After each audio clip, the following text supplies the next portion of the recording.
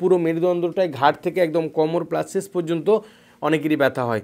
তো দেখা যাচ্ছে যে এটা অনেক সময় কারো কারো HLA-B27 পজিটিভের কারণে অথবা অ্যাঙ্কালোজিং স্পন্ডালোসিস থাকে অনেকের, যার কারণে এই প্রবলেমটা হয়। তো দর্শক, যদি আপনার পুরো মেরুদণ্ডে ব্যথা হয়, কোন কোন ব্যায়ামগুলো আপনার করলে এই মেরুদণ্ডটা অন্তত ভালো থাকবে বা পেইনগুলো কমবে, সেই ব্যায়ামে আমরা চলে যাব এখন।